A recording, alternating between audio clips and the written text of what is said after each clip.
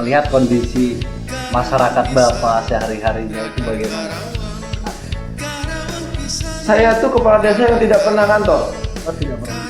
Selama 16 tahun jadi kepala desa, saya paling kantornya kalau hari Minggu.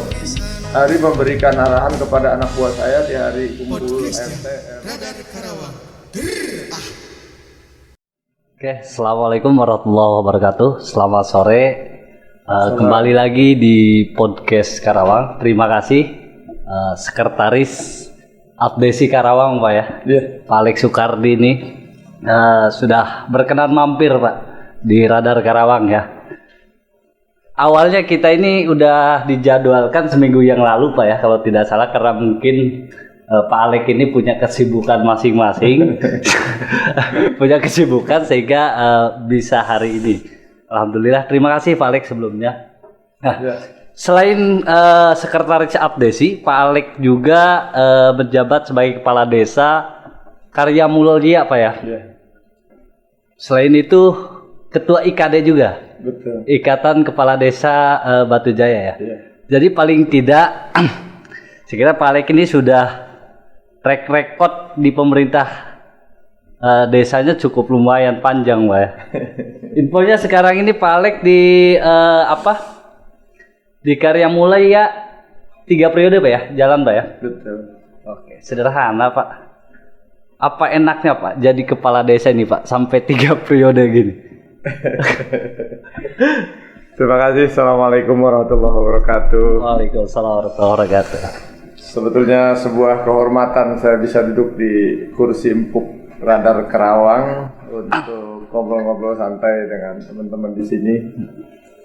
Jadi saya itu punya keterkaitan emosional sebetulnya dengan Radar dari awal dulu sampai hari ini.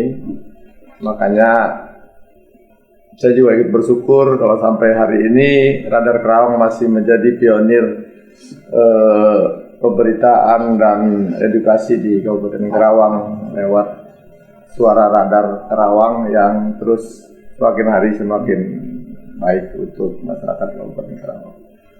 Berbicara saya jadi kepala desa hari ini memang sudah periode yang ketiga.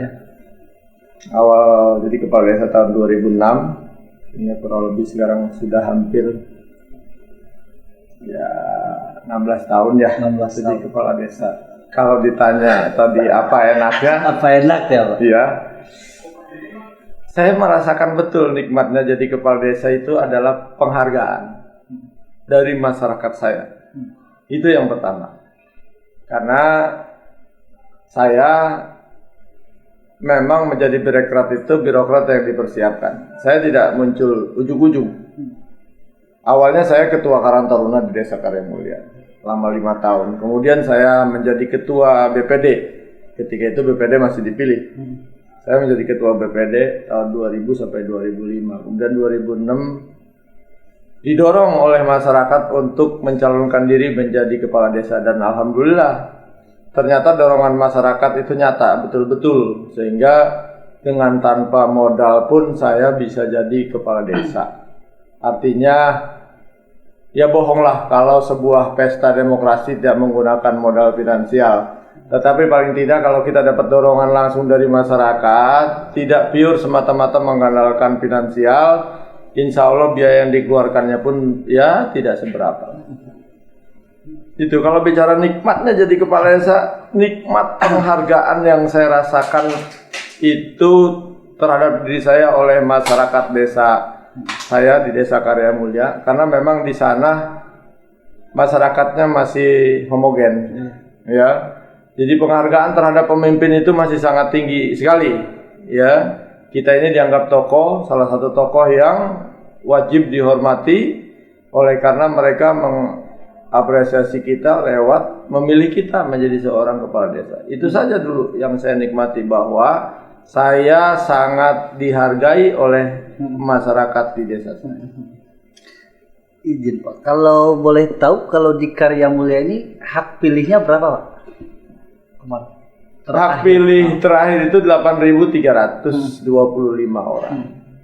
Dari jumlah total penduduk kurang lebih 10.900. Lalu bagaimana Pak cara Bapak untuk melihat kondisi masyarakat Bapak sehari-harinya itu bagaimana Pak?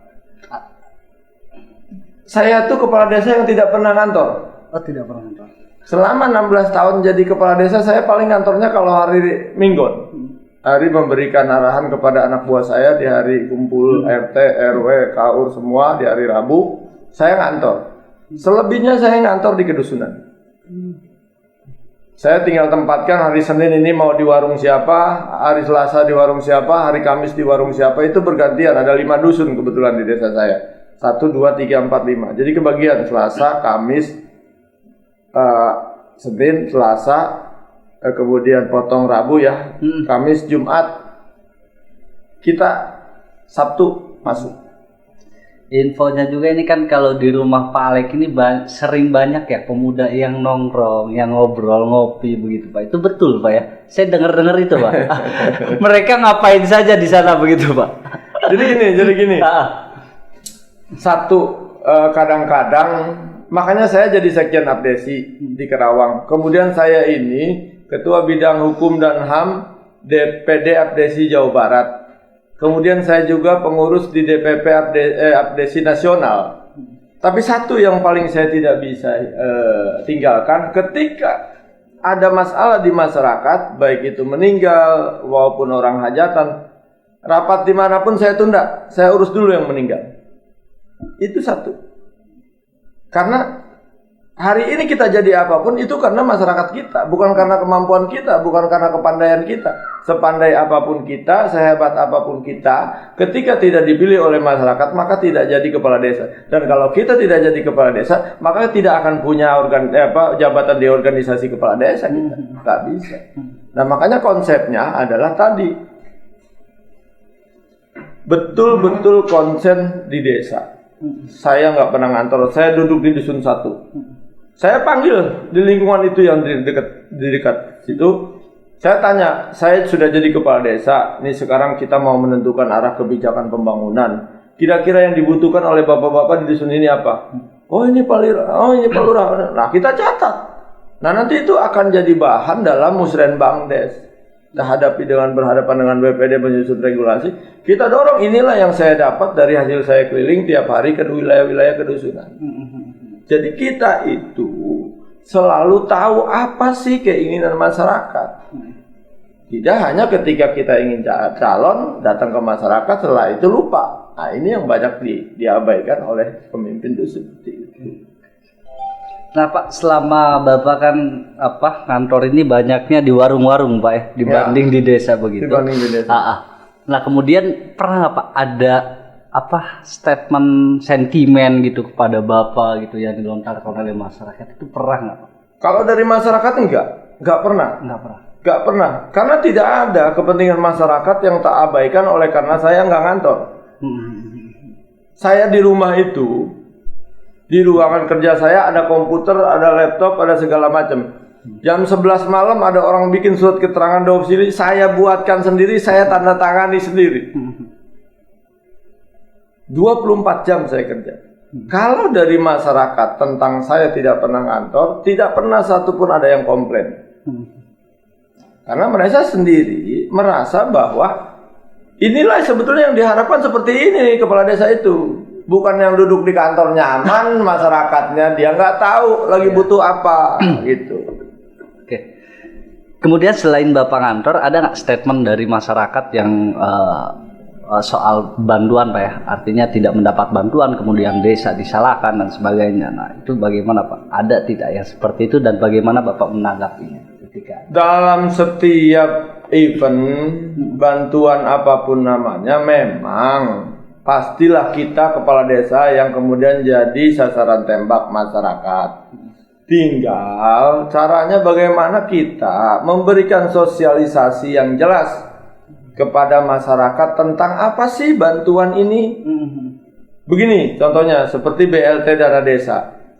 Saya dengan BPD, dengan tokoh masyarakat ajak rapat bahwa kita batasi kemampuan BLT dari dana desa itu terbatas. Sekarang dibatasi 40%, jadi nilainya hanya sekian puluh orang yang dapat. Mari sama-sama kita samakan persepsi bahwa yang dapat BLT dana desa itu adalah satu, manusia lanjut usia yang hidup sendirian. Yang kedua, mereka yang sakit menahun tidak bisa mencari kerja dan berpenghasilan. Yang ketiga, mereka yang di mana di rumah itu merawat anak yatim atau yatim piatu beberapa orang. Jadi jelas, kalau nanti ada yang komplain tinggal pilih, Anda punya nggak 3 kriteria itu? Kalau nggak ya nggak dapat BLT DD. BLT, kemudian BST. Kalau BST, BPNT, PKH itu kan kita tuh hanya nerima CPCL itu top down, nggak bisa kita ngomong apa-apa. Mereka ngambil sendiri, taunya si A, si B, si C dapat. Kita hanya stakeholder, memberikan informasi, memberikan keterangan bahwa ini ngambilnya di mana dan lain sebagainya. Masyarakat kalau kita beri pengertian seperti itu akan nerima, karena kita memberi patokan yang jelas. Nggak bisa kita main-main mentang-mentang ini saudaranya kepala desa. Lihat masuk nggak 3 kriteria ini. Kalau sudah kita seperti itu, insya Allah masyarakat paham. Bergeser ke ini Pak ya, ke desa. Bapak juga kan diabdesi Pak ya. Betul. Saya ingin tahu Pak, sebetulnya ini banyak juga masyarakat ingin tahu bahwa sebetulnya Pak, anggaran desa ini ada berapa sumber sih Pak? Dari mana saja begitu Pak? Dalam 1 tahun ini? Ya, ada anggaran yang pasti itu, yang sudah pasti tiap tahun dapat itu. Tadi ADD, alokasi dana desa. Alokasi dana desa itu apa?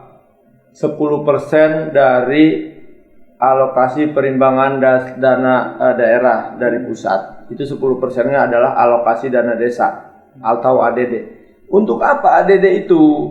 Siltap, kepala desa, sekdes, KUR, sampai RT. Nah, itu dimasukkan ke dalam ADD, alokasi dana desa. Yang cairnya sekarang di Kabupaten Karawang itu 3 bulan sekali. 3 bulan sekali ya. 3 bulan sekali. Nah, kemudian ada yang namanya dana desa. Dana desa itu ditentukan oleh pusat sekarang, bukan lagi daerah.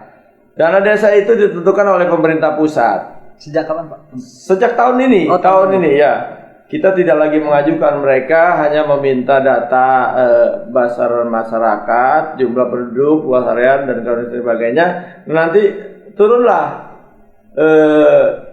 daftarnya, listnya itu desa anu dapat sekian, desa anu dapat sekian. Yang memang di Kabupaten Karawang itu paling rendah sekarang itu 800 jutaan lah. Itu. Ya, apa itu? Nah, tadi menurut Permen yang baru kemarin, dana desa itu 40%-nya adalah BLT. Bantuan langsung tunai sebesar 300.000 untuk per KPM. Nah, tinggal dihitung berapa dapatnya dana desa itu, dibagi 300 untuk berapa orang, kan gitu. Sisanya untuk apa? Yang 8% untuk antisipasi COVID-19. Yang 32%-nya lagi itu untuk hortikultura dan pangan dan lain-lain. Untuk peningkatan pemberdayaan pertanian, ternak dan lain sebagainya, itu ya. Nah, sisanya yang untuk fisik, pembangunan, jalan, jembatan dan lain sebagainya. Itu. Yang ketiga, ada yang namanya DBH PDRD, dana bagi hasil pajak dan retribusi daerah. Nah, itu diberikan langsung kepada desa selama 2 termin. Termin pertama 6 bulan pertama, yang kedua nanti 6 bulan kedua. Itu total anggarannya 10% dari pajak dan retribusi daerah yang dipungut oleh daerah, pajak hotel, pajak bumi dan bangunan dan lain sebagainya. Itu 10%-nya adalah untuk dikembalikan kepada pemerintah desa. Ada lagi yang namanya bantuan gubernur, ya, atau Bangub yang 130 juta itu. Nah, itu semua desa dapat Pak? Semua desa dapat. Semua desa dapat. Kalau untuk Banggob ini Pak, izin besaran jumlah anggarannya sama tidak, rata tidak, atau Semua sama. Banggob itu semua sama. 130 juta itu ya mereka itu memberikan dana dengan aturan. Sudah dari sananya diputuskan oleh pemerintah provinsi, umpamanya 80 juta untuk fisik, 20 juta untuk ini, terus 20 juta untuk ini, 10 juta untuk ini. Dan mereka semua memberikan itu dana plus penggunaan, aturan penggunaan. Itu. Siap. Oke, infonya Pak, terakhir ini kan katanya perangkat desa ya semua ini akan didaftarkan atau diikutsertakan peserta BPJS begitu Pak. Nah, ini katanya diambil dari DBH Pak, kalau untuk iurannya. Iya. Ya, kalau yang perangkat desa kita sudah dipotong secara otomatis dari dana alokasi dana desa atau ADD. Nah, kan kita juga bukan cuma itu di desa itu, ada yang namanya Linmas, ada yang namanya ketua RT. Itu kan tidak termasuk di dalam perangkat desa mereka, tetapi kerja untuk desa. Nah, karena memang tidak tercantum di dalam perangkat desa, maka tidak dikenal istilah siltap di alokasi dana desa atau ADD untuk Linmas. Linmas hanya mendapatkan 150.000. Kalau harus dipotong lagi kasihan. Ya, makanya kita coba, ayo untuk memfasilitasi menggunakan dana DBH untuk BPJS kesehatan bagi mereka, biar hak-hak mereka juga samalah dengan perangkat desa, sehingga jaminan kesehatan terhadap orang-orang yang memang secara tulus mengabdi bisa juga mendapatkan jaminan kesehatan. Siap. Saat ini Pak, Abdesi sedang sibuk apa saja nih Pak kalau untuk sekarang ini, atau masih tetap menolak tadi Dede itu kan sekarang kemarin rame-rame menolak gitu Pak. Terakhir kemarin kita ketemu dengan Komisi 1 dan pemerintah daerah Kabupaten Karawang di aula DPRD memfasilitasi tentang kenaikan siltap daripada kepala desa. Nah, itu. Karena kalau kepala desa itu sekarang siltapnya itu paling rendah Kabupaten Karawang. Bekasi sudah 5.500.000, kemudian Indramayu 4.200.000, Subang juga 4.300.000. Nah, tinggal Karawang. Kemarin karena pertemuan dilakukan sudah ketuk palu di anggaran murni, maka tidak mungkin kita otak-atik anggaran pemerintah daerah dikala sudah diketuk palu. Makanya Abdesi punya inisiatif. Bagaimana kalau untuk bulan Januari sampai dengan nanti ketuk palu di perubahan anggaran, kenaikan siltap kepala desa dan perangkat desa itu dialokasikan dulu dari dana bagi hasil retribusi pajak dan retribusi daerah. Itu sehingga anggaran APBD Kabupaten Karawang ini tidak terganggu. Nah, gitu. Kita bisa siapkan karena yang namanya DBH itu adalah proyeksi dari tahun yang lalu. Sehingga mungkin baru sekarang-karang ini dikhususkan besarannya, dan itu penggunaannya bisa diakselerasi dengan kepentingan pemerintah desa di bawah, kan gitu. Makanya kita ajukan kepada pemerintah daerah melalui legislator dalam hal ini, dan alhamdulillah mereka kemarin setuju mengalokasikan tambahan siltap untuk kepala desa di DBH itu ditambah 1 juta per bulan. Dari awalnya 700 Pak? Ya, 700.000. Cukup nggak Pak ya? Ya kalau bicara cukup mah relatif. Relatif Pak ya? Iya, kalau bicara cukup mah relatif. Makanya kan gini, sebetulnya nggak tahu siapa yang salah mengajukan pemerintahan. Yang namanya pemerintahan itu mau dari tingkatan presiden sampai kepada kepala desa, apalagi itu jabatan politik.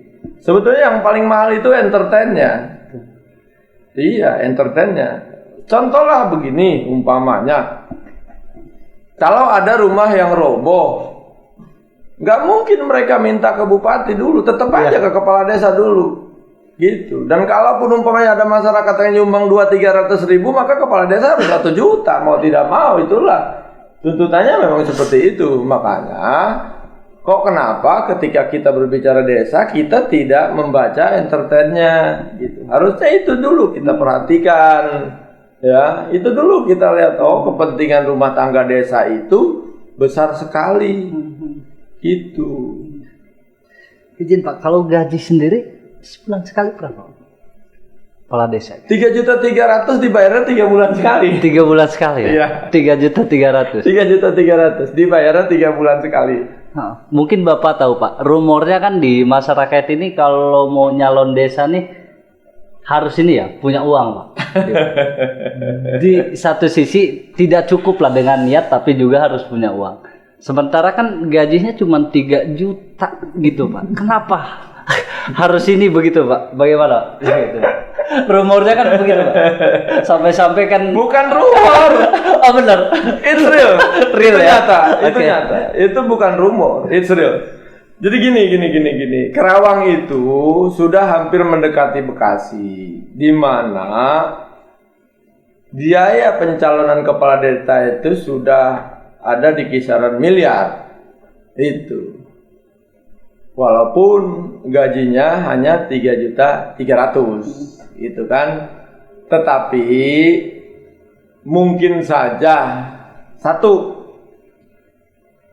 gengsi seseorang yang awalnya bukan siapa-siapa menjadi orang nomor 1 itu merupakan sebuah kehebatan. Iya, prestasi dan prestise. Kemudian juga trust, kepercayaan. Kalau belum jadi kepala desa, minjem duit ke orang 10 juta nggak dikasih, tapi kepala desa 100 juta dapat. Trust naik, gitu. Yang ketiga,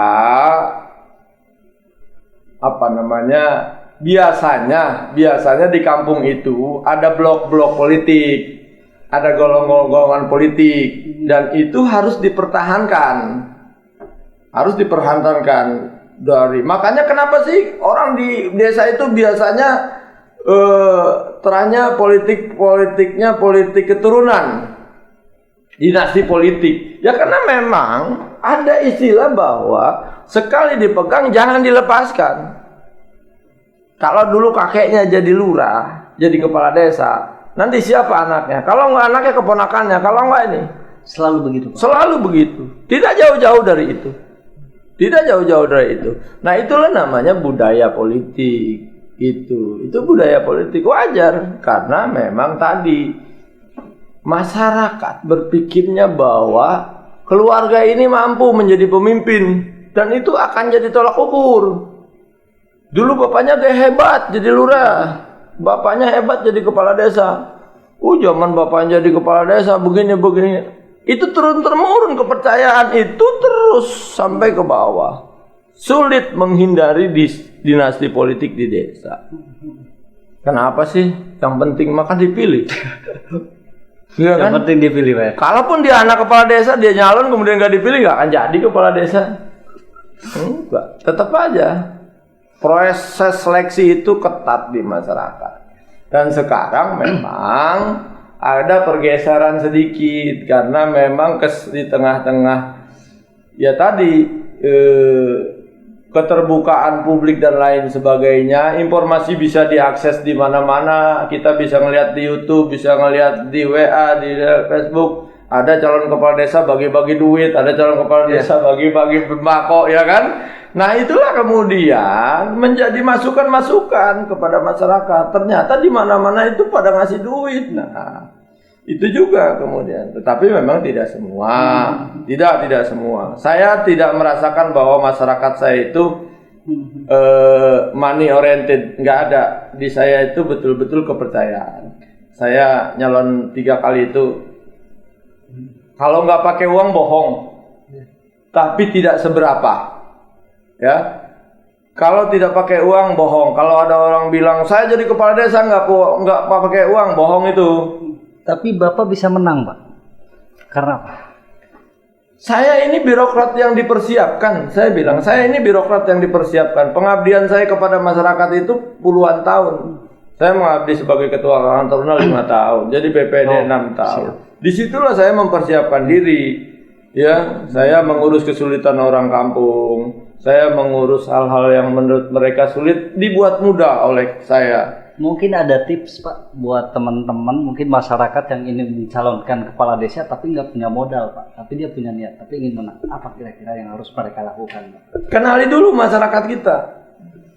Itu dulu, kenali dulu masyarakat kita. Karena masyarakat itu di wilayah-wilayah tertentu sudah heterogen. Tidak bisa dengan approach, tidak bisa hanya dengan pendekatan, tetapi dengan yang lainnya dibutuhkan gitu. Kalau memang masih homogen kayak di desa saya, ya, itu ya mudah. Makanya kuncinya satu, kenali dulu masyarakatnya. Desa kita ini termasuk apa? Konteks penduduknya ini heterogen apa homogen? Kalau pakai homogen pendekatannya ini, kalau pakai heterogen pendekatannya ini beda. Ngomong-ngomong Pak, ini kan Bapak sudah 3 periode Pak ya? Ya. Nggak bisa lanjut lagi dong Pak ya? Nggak bisa. Nggak bisa lanjut, Ya. walaupun dipaksakan. Nggak bisa. Tetap nggak bisa Pak ya? Nah setelah ini apa langkah selanjutnya Pak? Mau berkarir di mana? Politik atau Ya, di... ya gini ya, biar bagaimanapun kita ini selama 3 periode menjadi kepala desa, walaupun memang seorang kepala desa itu tabu berpolitik, tetapi paling tidak karena kita berproses melalui proses pemilihan langsung, maka tidak sulit kalau kita terjun ke dunia politik praktis. Nah itu, kita manfaatkan itu. Saya sudah punya masa tersendiri kok. Kalaupun suruh nyolok saya mau pemilihan apa, yang penting nyolok Lurah Alek kan begitu kira-kira ya. Gampang lah mengarahkannya gitu. Makanya insya Allah kita juga akan memanfaatkan itu untuk ke depan kita terjun ke politik praktis. Kita bawa masyarakat yang dukung kita tadi sebagai kepala desa. Sekarang kita ajak masyarakat untuk mendukung kita, paling tidak duduk di partai politik sebagai seorang legislator kan gitu. Kalau boleh tahu mau berlabuh partai mana nih Pak? Saya masih baju seragam, nggak boleh. Oh, baju seragam ya? saya masih pakai baju seragam, nggak boleh nyebut A dan B gitu. Tapi pasti ada lah. Tapi sudah ada Pak ya? Ada lah, ya kan, ada lah. Okay. Yang jelas arahnya ke sana. Yang jelas arahnya ke sana. Jadi jangan sampai dukungan masyarakat yang begitu besar itu sia-sia tidak dimanfaatkan. Karena berjuang dari mana saja kan bisa. Sama saja jadi legislator berjuang untuk masyarakat bisa kok. Ya, bukan jadi kepala desa saja yang bisa berjuang untuk masyarakat, meskipun memang mungkin lewat regulasi berjuangnya tidak dengan tindakan. Kalau di desa, kepala desa berjuang dengan tindakan physically. Tetapi kalau di legislator ya dengan regulasi. Saya inginkan ke depan itu mantan-mantan kepala desa yang 3 periode itu, ayo kita sama-sama nyalon dewan lah. Sehingga dewan nanti itu dipenuhi oleh para kepala desa yang tahu persis sebetulnya apa sih kepentingannya desa, apa sih kepentingannya pemasyarakat secara umum terhadap pemerintah Kabupaten Karawang kan gitu. Ya malulah kita, nyampe sekarang fisiknya nggak selesai-selesai kok. Aneh, setiap musreng bahasnya fisik terus kan enggak? Terus Ya terus. Kan lucu, dana desa ada, aspirasi ada, Banggup ada. Kan ya kita juga kadang-kadang berpikir siapa sih sebetulnya, ini kan salahnya berarti manajemen. Iya kan? Manajemennya yang salah. Dananya ada kok. Siap. Oke, Pak Alek izin. Saya selama ini tahu Pak Alek ini aktif di pemerintahan terus Pak, pemerintahan desa paling tidak begitu. Selain itu Pak punya usaha lain Pak? Iya. Saya kebetulan seorang petani. Okay. Ya, kita bertani. Kemudian usaha di luar tani saya punya, ada di rumah itu kerajinan usaha burung walet. Oh, burung walet. Ya. Kemudian juga ada usaha keluarga CP kecil-kecilan ya. Jadi banyaklah yang menopang kegiatan, menopang finansial gitu. Karena jujur sekelas kita kalau tidak punya usaha ngandelin jadi kepala desa selesai kita. Nggak bisa karena ya tadi kegiatan itu juga ditopang oleh finansial, nggak mungkin gitu. Kalau mengandalkan hanya siltap jadi kepala desa, ya sudah jadi kepala desa biasa yang rapatnya cuma kecamatan itu. Kalau untuk orang yang berorganisasi, kita harus siapkan dana non budgeter, kapan untuk apa kan. Makanya saya di dunia usaha, alhamdulillah gitu. Jadi Pak Liti sosok yang ini ya, siapa sih yang tidak kenal beliau gitu. makanya saya kira langkah yang tepat ketika Pak Alek ini terjun di desa begitu Pak, artinya ke politik praktis lah gitu. Oke Pak, terakhir izin lama juga Pak ya di pemerintahan desa dan selalu berhubungan dengan masyarakat, terjun ke masyarakat, suka duka Pak terakhir yang Bapak rasa. Ya, sukanya tadi udah saya ungkapkan di depan, kita selalu punya kemampuan menolong orang, dan begitu kita mampu menolong orang itu sukanya itu tidak terbeli dengan nilai uang. Yang penting sebagai kepala desa kita mampu menjadi orang yang diandalkan. Karena di masyarakat itu udah macam-macam. Orang sakit ke rumah kepala desa, orang lahiran ke rumah kepala desa, orang ribut berantem ke kepala desa, ditangkap polisi ke kepala desa. Semuanya kita harus siap. Kita harus 24 jam itu mampu melayani masyarakat desa. Nah tadi, sukanya tadi ketika kita mampu memberi pertolongan yang maksimal kepada masyarakat, itu sukanya tidak terukur oleh nilai uang. Nah dukanya, ya tadi, nggak seimbang sebetulnya. Orang jadi kepala desa, siltapnya 3.300.000 itu nggak seimbang. Nggak seimbang gitu. Yang belum bisa, pemerintah itu menghargai kita sebagai kepala desa secara penghasilan. Itu tadi, ya, itu dukanya. Yang kedua, sekarang kita banyak berhubungan dengan adanya era keterbukaan publik dan lain sebagainya. Di kampung juga kadang-kadang orang yang pemahamannya sempit tapi ngomongnya banyak. Itu bahwa rasa kebersamaan di desa, di masyarakat itu mulai kesini semakin terkikis. Orang urusan sepele saja laporan ke polisi, ya kan? Orang urusan yang mestinya bisa didamaikan di desa sudah merasa punya kemampuan, dia komunikasi kemana, lapor dan lain sebagainya. Nah yang sulit sekarang menjaga itu. Menjaga kebersamaan, kerukunan, dan ketentraman di desa itu yang biasa melakukan kegiatan musyawarah secara kekeluargaan sekarang sudah hampir habis. Rasa itu yang sedang kita upayakan untuk kembali menjadi hartanya desa yang hampir sudah terkikis oleh zaman. Ya, orang bentar-bentar ada masalah kasih ke Facebook. Udah se-Indonesia tahu, cuman orang berantem nenek-nenek aki-aki ya kan. Iya. Nah, ini kan sebuah tantangan buat kita, sebuah tantangan buat kepala desa, buat mampu memberikan pendidikan yang sebenar-benarnya kepada masyarakat bahwa ada hal yang boleh dipelurkan, ada hal yang boleh dipiralkan, tapi ada hal yang tidak boleh yang bisa dimusyawarahkan di desa. Sehingga nama desa, nama kecamatan, nama daerah ikut terjaga. Oke, terima kasih Pak Alek telah berkenan ya mampir ke podcast Radar Karawang. Lain kali insya Allah bisa ini lagi Pak, mampir lagi begitu ya. Siap. Oke, terima kasih. Siap. Oke, terima kasih semuanya. Assalamualaikum warahmatullahi wabarakatuh.